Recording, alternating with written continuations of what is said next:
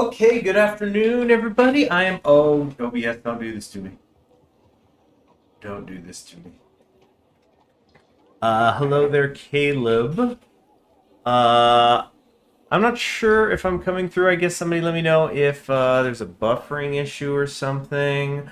Um, all right, I'll just open up Task Manager. That always gets it working. Oh, look, yeah, yep. I said the word Task Manager. Suddenly, OBS is working fine. Yeah, the computer can definitely hear and it knows.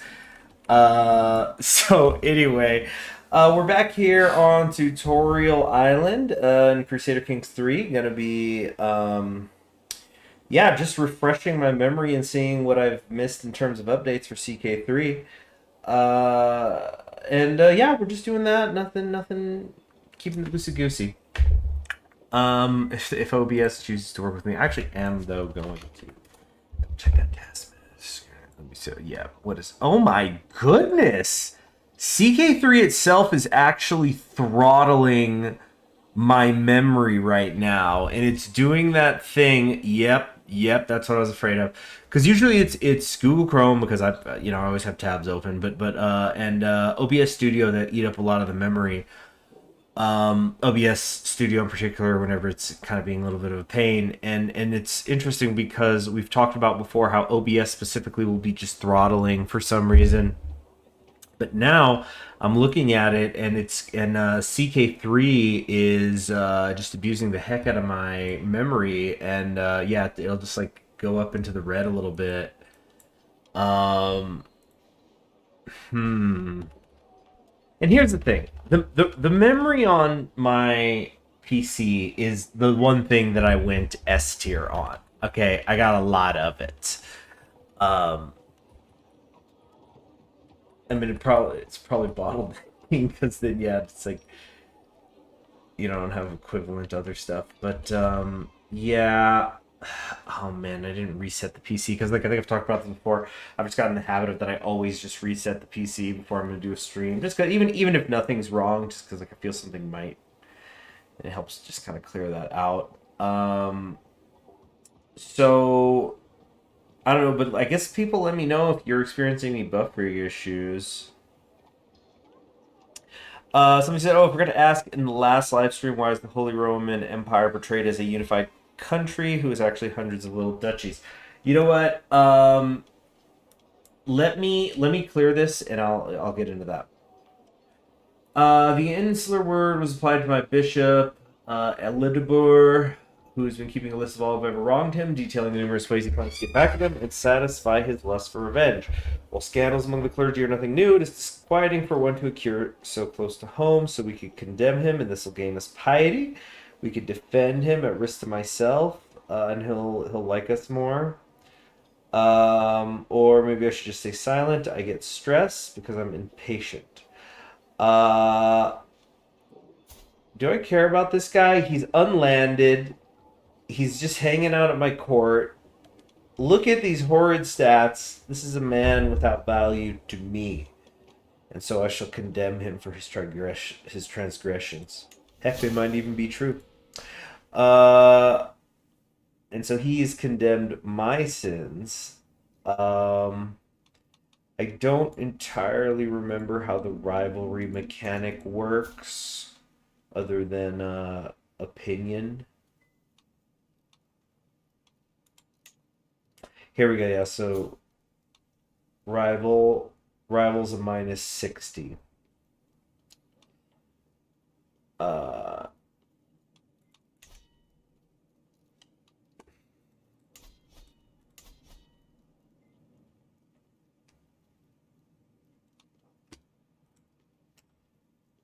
right, what else is going on? Not endorsed by my bishop. Oh, well, I might just need to get a new one then. Now you see, this is again gives me a chance to remember how that works. So if I wanted to look at my council, that's right here. Okay, so I actually can't switch them. I am now realizing. Okay, so I mean, this is it. Like, if this is how you catch up on CK2 on 3 or in any game, you just have to or any grand strategy game anyway, you just have to review the tooltips, and if you know something's relevant, obviously you're going to one sec.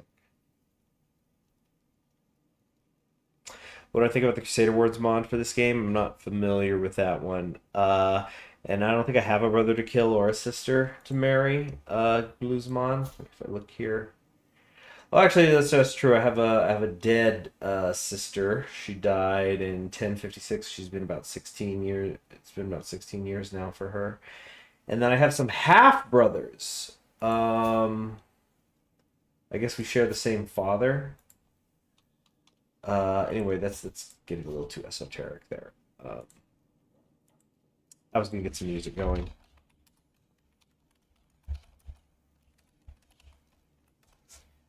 Because I didn't notice it wasn't on. Here we go.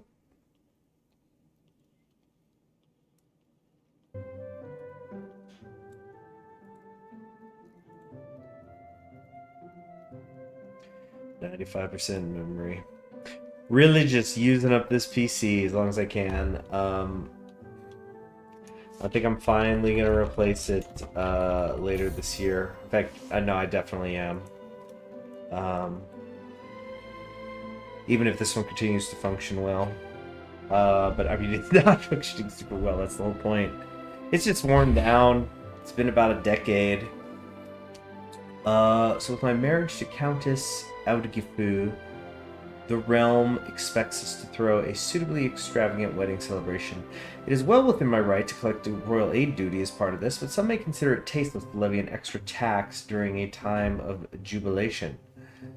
Who pays for their own wedding? Or I could do the prestige. Oh yeah, no, I let my subjects enjoy the festivities without worry or care. I think I pretty much always take this, because like 75 gold, I could find that. But like you always want prestige and the majesty, yeah, just boosting. Got to do that constantly.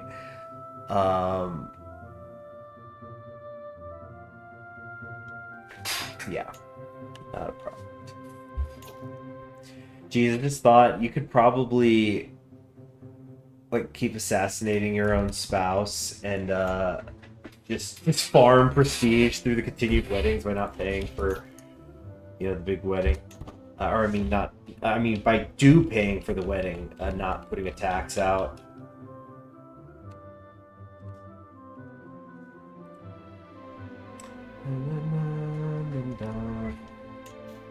Okay, so I could vassalize this guy. He wants to do it.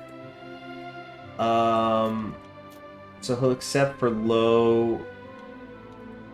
I mean, I'd love to get Desmond for free. Let me see what I could do to just maybe boost him. I'm gonna offer a ward. Is this kid even in my family? Yeah, this is just some random lowborn.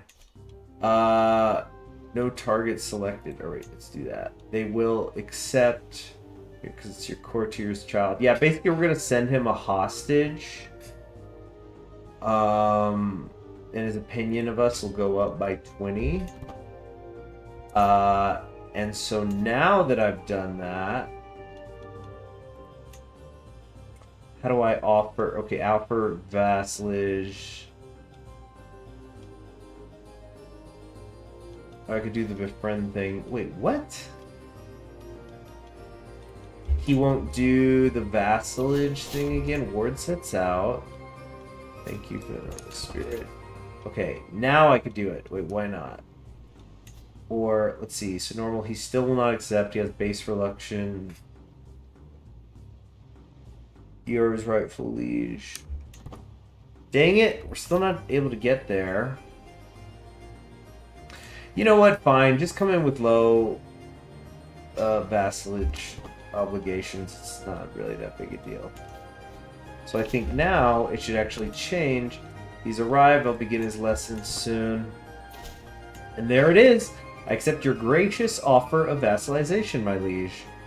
So he's not going to contribute a whole lot, but he's in, and that's one less thing to worry about. So what we're trying to do here is to do they become your puppet or you annex them? Yeah, basically it's annexation. I mean, it's a feudal system, so it's a little bit different than that. But yeah, it's basically annexation. It's saying, you know, I mean, it's the classic feudal thing. Like, I am now your king, and I will protect you because you are part of my country, and in return, you will pay me, which pays for that, and call me king, and you know, let me wear the fancy jewelry.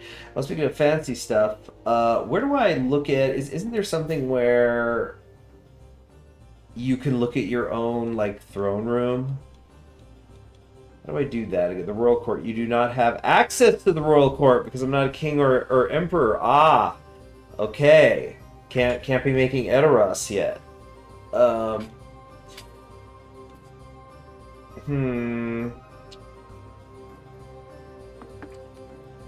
So in a way, they are my puppet. Am I Anglo-Saxon? No, I'm Irish. Right there.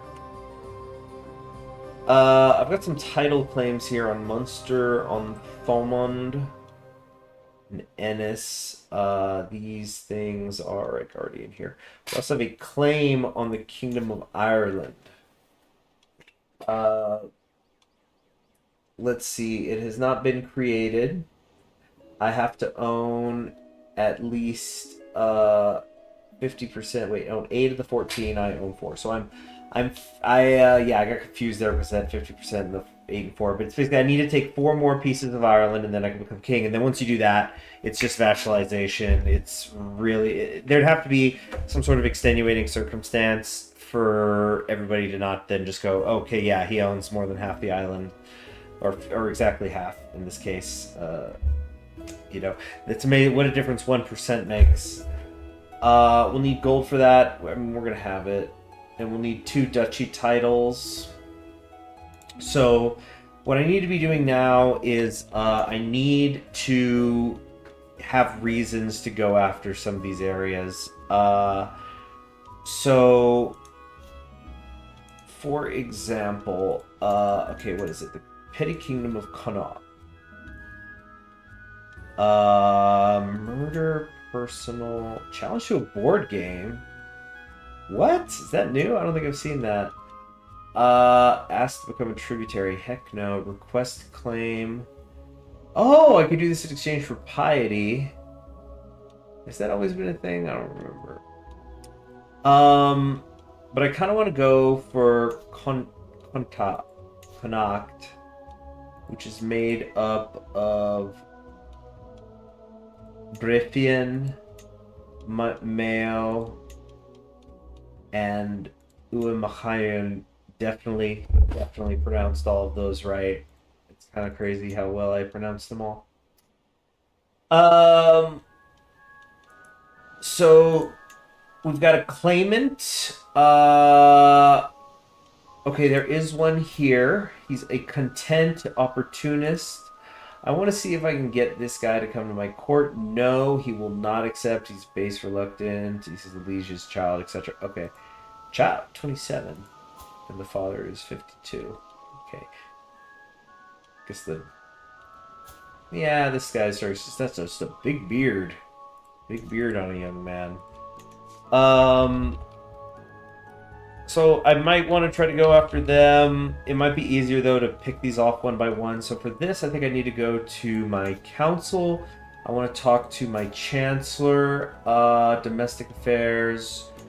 No, wait, foreign affairs. This is not what I'm trying to do. I want him to courtier take vows, grand court position. No, I'm trying to remember how I can fabricate a claim, because I mean it's you want to advance with marriages, but when you're at this small level, I mean, like, yeah, when it's Ireland and sometimes it's just like a single tile is it's not duchy, but you know, everybody's individual is what I'm meaning. You don't want to expand by fabricating on every individual county in Ireland. usually, but we're gonna have to do it in this case. I guess if you're, oh yeah, that. So Caleb was asking about the Holy Roman Empire. So the Holy Roman Empire is like a crazy, complicated, multi-tiered, strange system of like parliamentary feudalism. I don't even know what you. I mean, I'm sure there's a technical term. It just isn't springing to mind to me right now. I haven't brushed up on my medieval history a couple years now. And well, that's also a good question. You're asking good dang questions, Caleb. But so anyway, the Holy Roman Empire was so complicated and annoying that, believe me, they didn't even know how it worked entirely. Just like today.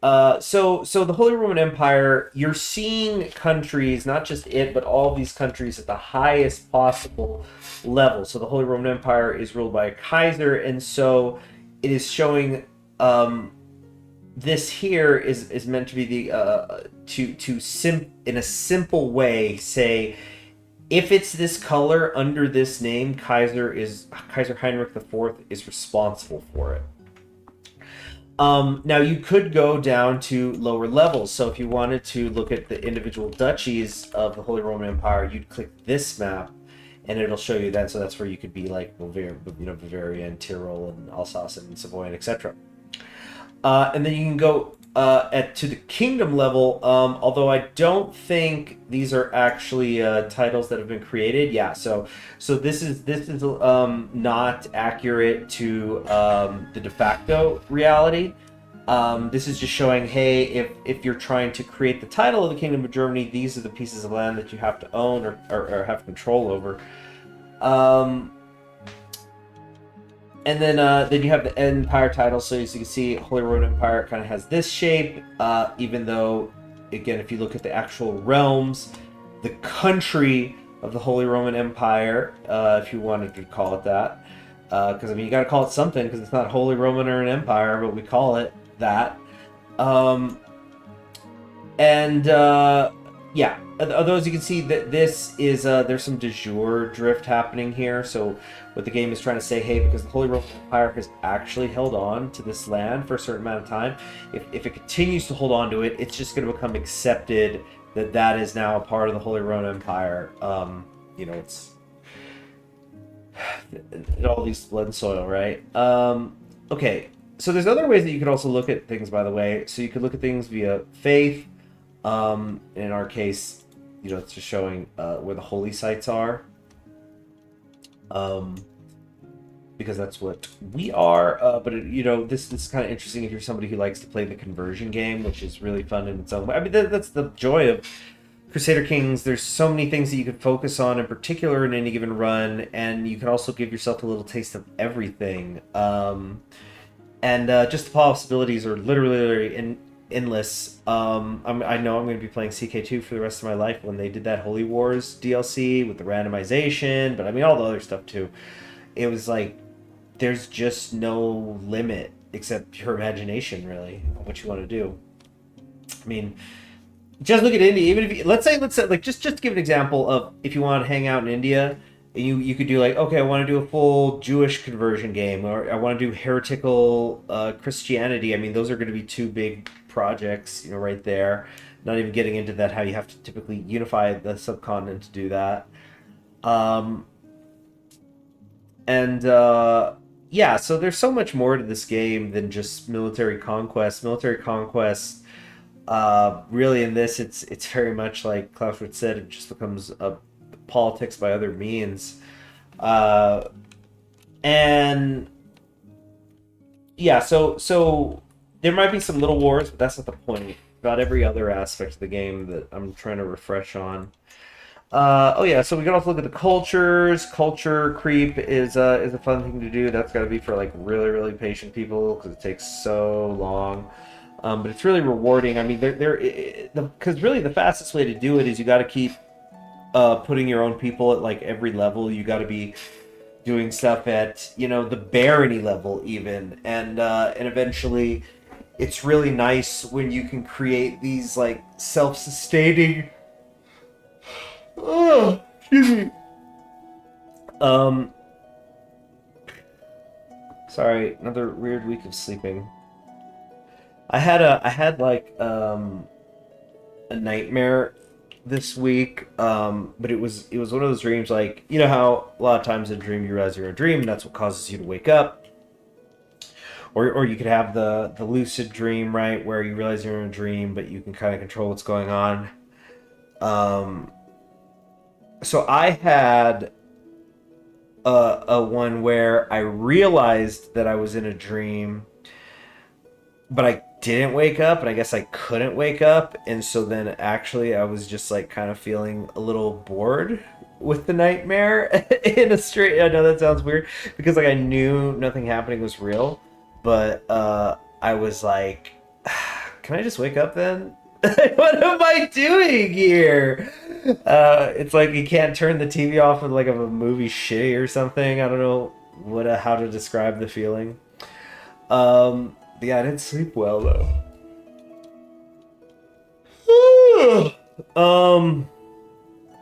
What other ones do we have? Oh yeah, the culture. Yeah. So like a fast way to spread culture, and also with the religion is, of course, you want to, like, if you're the emperor, well, you got to make sure your kings under you got the same culture and religion, and under them the dukes and stuff, and how much you micromanage, you can end up starting like stepping on toes with stuff, and but yeah, that there's a lot of fun to be had in playing the feudal game. There's the way up there.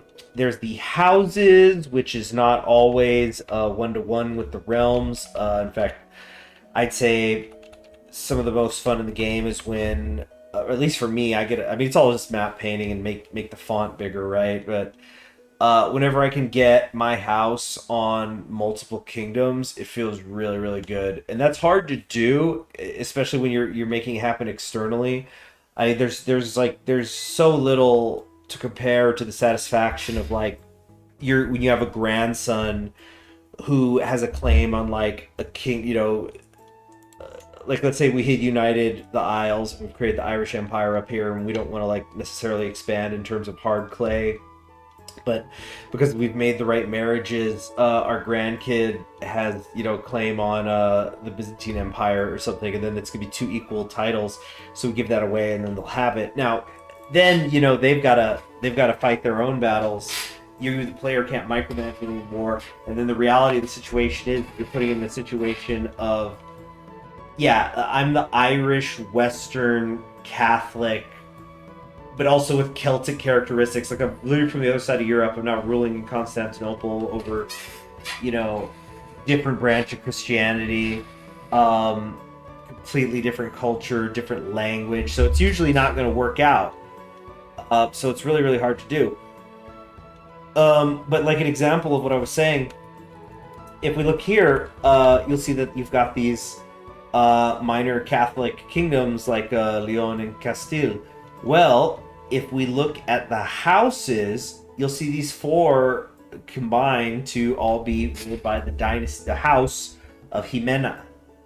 So if you've ever met a Jimenez in your life, there you go. So yeah, that is it. Wait, what is going on with this Brittany? Yeah, so Duren's.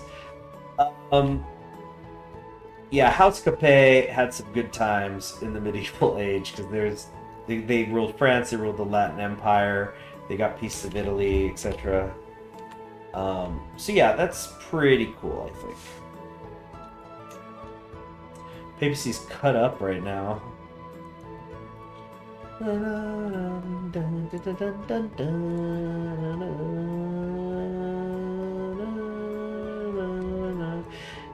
Von Ziegler's used this melody like it does in a dozen songs, and it's great every time.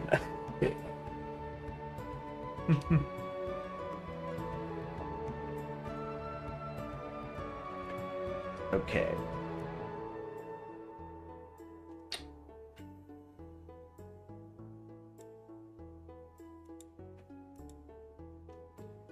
Crusader Kings 3 had a Elder Scrolls overhaul mod with full model for the Imperial City of Citadel with a white gold tower.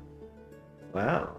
Oh yeah, so Caleb, you're also asking about a focus tree. So this is much more an RPG than Hearts of Iron 4 is, although as we've talked about before, Hearts of Iron 4 is an RPG. So this is a role-playing game. And so the thing with focus trees is you're showing what your country as a whole is focusing on. So like when you're doing a focus tree where it's like, you know, begin mass industrialization, and you'll get an effect at the end where, I mean, you got to like use up consumer good factories for a year, but then at the end you'll get like a huge bonus of something. But here it's a lot more about, how power is centralized upon a single person who of course has his counselors, but it's just the idea of like, we are the divine king. What we says goes, and if somebody's working in opposition to that, well, that's the whole idea of the game. Like, who's coming at the king? Well, they better not miss. All right. Recognize ruler. Yeah, just the how long we've been ruling for. It's just kind of a passive. I honestly try not to think about this too much. Because yeah, it's like there's nothing you could really do about it. I mean, yes, there is, because it has to do with how many powerful vassals you have. To show powerful vassals and aspiring vassals and stuff. But it's just one of those things that there's more important stuff to think about.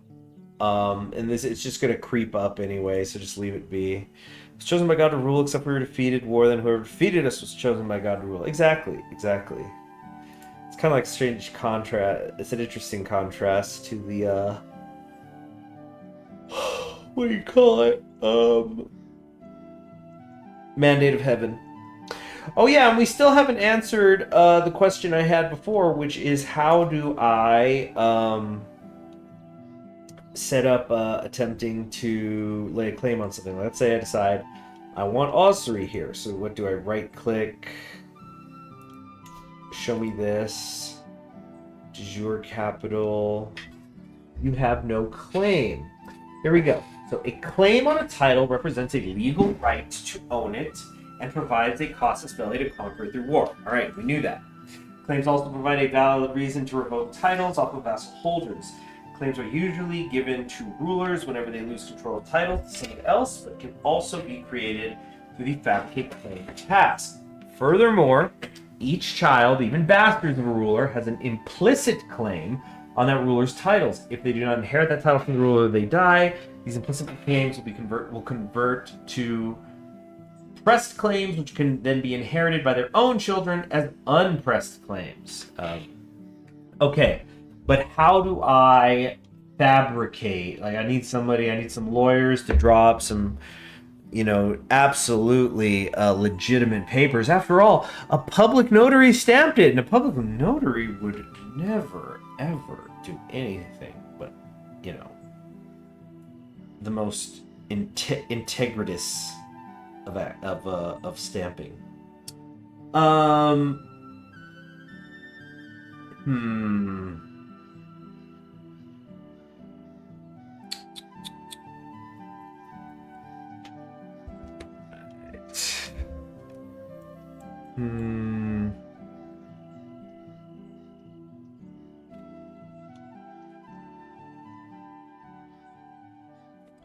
right. Can you go to war anyway if you have no legitimate claim? No, I do not think so. Because, so this guy, Earl Domhnall Mac Gilpatrick of Ossory, if I were to right-click him and choose to declare war, I actually could do forced vassalization. That's new. Dang. Oh, but you see, that's going to cost me 125 prestige, and I've got... I mean, I could sort of afford it at the moment. I did get married, which paid for a lot of that. He's going to have a bad opinion of me for a dozen years because I'm committing a crime where I'm just straight up saying, might makes right. And I'm sure other people aren't going to like to see that either. On the other hand, why can't they stop me then? But if we had a claim on it, I believe that it would not cost us prestige, or if it did, it would be much less. So tell you what, I think, here's what I'm thinking. That's going to cost 125. Figure they all do. And so I go like 1, 2, 3, 4, 5. 5 more than we need, even though it might just be 4, but let's say it's 5. So we need 5 more. That's going to be, what, 625 total. Prestige, so it's about half of our prestige. But the idea is that we'll then be becoming a king, and that's going to result in us getting much more prestige overall, so it's worth the price that we paid to do it. Now, there is also more complicated things that we have to consider. So, for example, can we win that many fights? Because we've got 936 levies right now and 4 knights. Some of these other ones, I mean, none of them have as many as I do, but the fact is, it's kind of close. And, you know, once I take casualties from defeating one, that's going to result in issues on the other.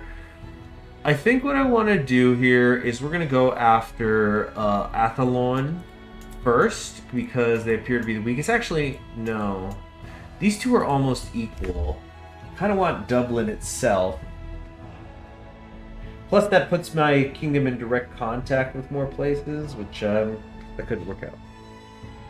If the Nintendo release Windbreaker for Switch 2, will I play it? How does prestige work? It's like political power. Yeah, exactly. It's your spending money. Of course, you always want more, because the more of it you have, it creates positive effects.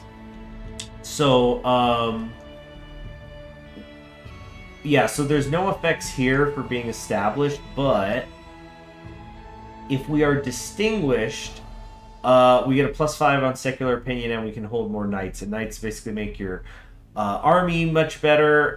It's really important to have a lot of knights. And then secular opinion +5. It's just like a positive thing to have overall. So that's the whole thing with, like, as you continue to boost your prestige, it just makes a lot of things easier with you. So, like, when your prestige is higher and people like you more, if they're liking you more, that means you're not dealing with as many rebellions. Because people like you more, they're going to give you more of their soldiers. We get more levies during war. And because we've had more prestige, we've got more knights, so we win the war in easier ways, which leads to less men being killed, which means that we have more to use in the next war, and so on and so forth. So, generally speaking, yeah, you always want your prestige rising, getting higher. You don't want to spend it, and like, other resources like money, that'll come and go, but it's the prestige that leads to you getting those other resources, which you then spend instead. And again, to use the political power example, it's like when, I think it was when we were doing Socialist Russia recently, where we were trying to do the playthrough where you had to juggle all the factions on the left, and wow, what a pain in the ass that was, but eventually figured out, okay, what I need to be doing is being sure to get all these early multipliers on my political power, like all the +15%, so it's like +15, +15, +15 percent, and then I'm just like got way too much political power, so that means I could spend that every time there was some event going on instead of having to pay instability or something like that. So that's how prestige is. You need to really think hard about spending it, and it better be worth it, and just anything that makes it rise is good. But we are going to, in fact, do that this time. You know what? It's going to be... I do really kind of want to grab Dublin early. Send a message, you know?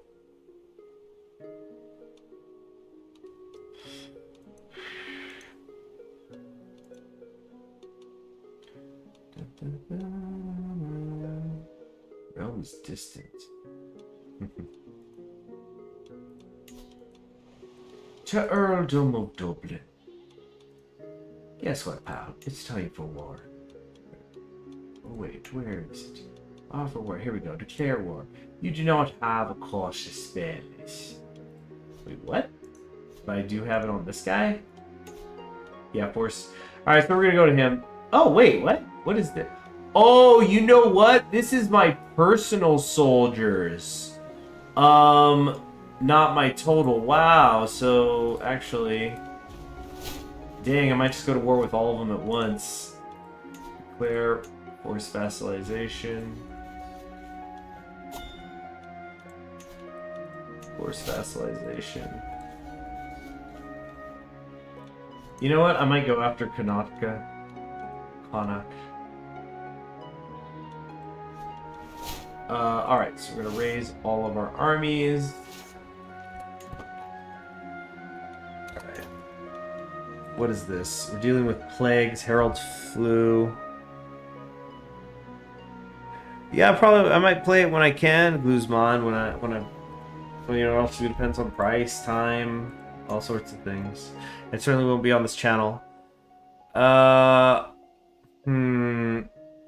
feel like I'm missing something here.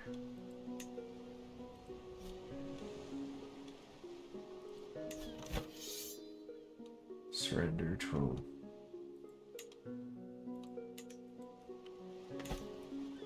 Might have done something wrong. Decent quality, split off new army, split in half.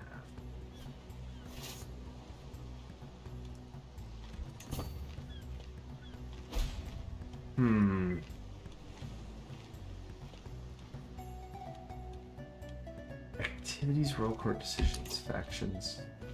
Here we go, military. Here we go, raise all armies. What? Manage the knights.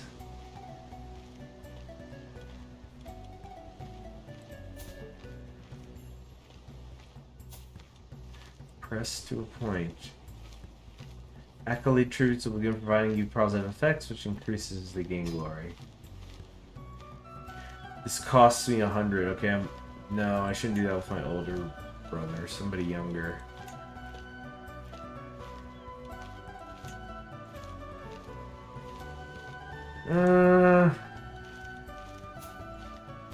This one's 20.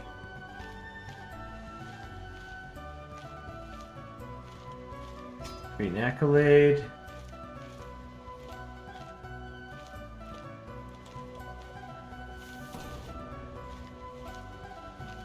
He's primarily a fanatic. Second is stalwart.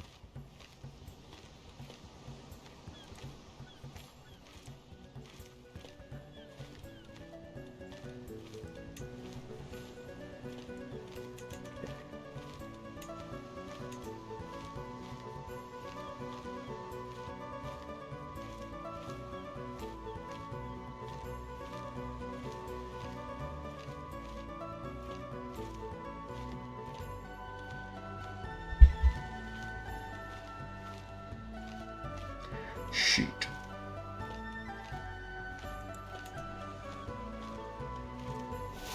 There we go. I'm remembering now. Yeah, these are the ones that it's gonna take a minute to for them to get supplied. Enter.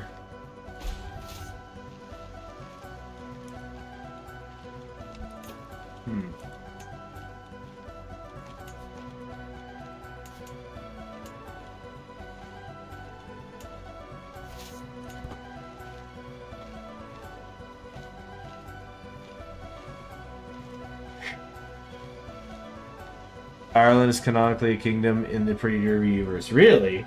Like they have a king or a queen or something? Oh, they're gonna try to come in with reinforcements. I think this is actually a bad idea. Oh, maybe not. I guess, yeah, it's mutually hostile. And we're about to lose, and then, you know, you lose that first one. Yep, my brother just got killed. Konosh Bar.